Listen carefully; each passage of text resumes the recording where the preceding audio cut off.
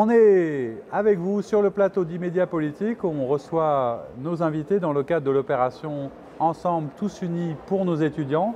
Et j'ai le plaisir, puisqu'on parle d'étudiants, d'avoir une étudiante, ce qui est quand même pas mal. Élodie Marquet, bonjour. Bonjour.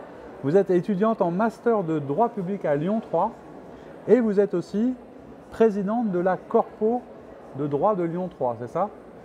Pour ceux qui ne connaissent pas, qu'est-ce que c'est que la Corpo? C'est entre une association, un syndicat, à quoi ça sert et comment ça marche? Plus précisément, c'est la Corpo Lyon 3, donc pas uniquement droit. réservée aux étudiants. Toute de droit, l'université. c'est un peu pour tout le monde.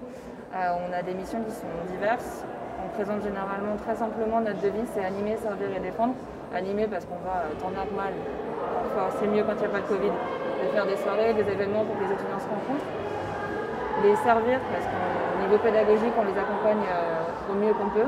Et c'est surtout le côté défense, où là on pourrait presque parler de syndicat, mais notre fonctionnement fait que non. Où on va aller auprès de l'acteur public défendre l'étudiant et ses intérêts de façon globale et générale. D'accord, donc vous représentez tous les étudiants De Lyon 3. De Lyon 3 et auprès quoi, des instances de l'université? Auprès des instances de l'université. Cette année, on a été aussi convoqué par la métropole pour discuter de précarité étudiante et pour témoigner de notre vécu et de ce dont on aurait besoin et ce qu'on voudrait pour les étudiants aujourd'hui.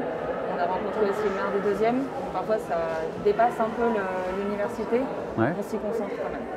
D'accord, alors évidemment, à la fois parce que vous êtes concernés et parce que vous êtes dans cette mission, depuis un an, on est tous confrontés à une situation difficile, qui est difficile pour tout le monde, mais qui l'est particulièrement pour les étudiants.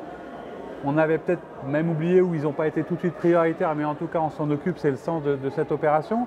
Qu'est-ce que vous pouvez nous dire un peu sur le ressenti, le vécu, la situation étudiante aujourd'hui à Lyon 3, mais un peu ailleurs, telle que vous la vivez et vous la connaissez?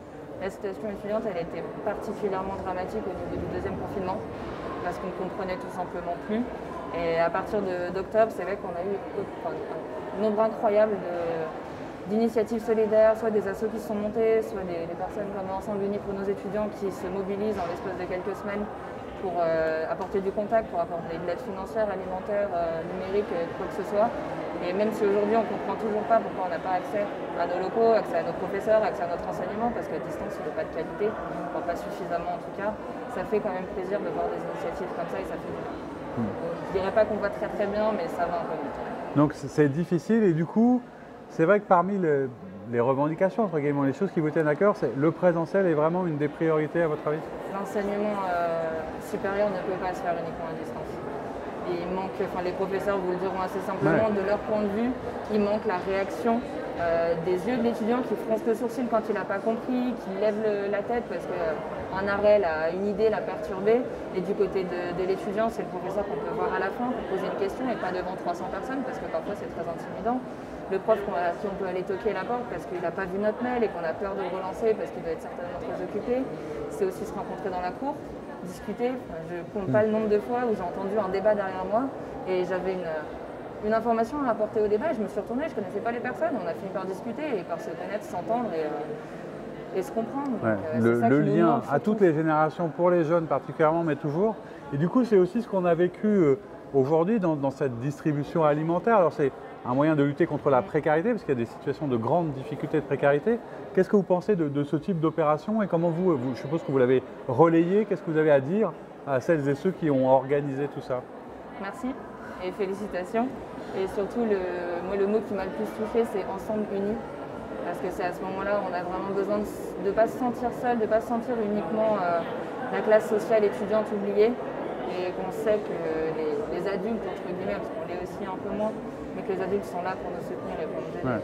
Ça va, vous n'avez été pas oublié, que vous êtes présent, que vous comptez. Et c'est aussi d'ailleurs, parce qu'évidemment, il y a une difficulté conjoncturelle, mais aussi la place de la jeunesse, c'est un problème presque structurel. C'est aussi comment est-ce qu'on fait une place dans l'emploi, dans le logement, dans l'accès aux soins, dans les mobilités, comment est-ce que la jeunesse est mieux considérée?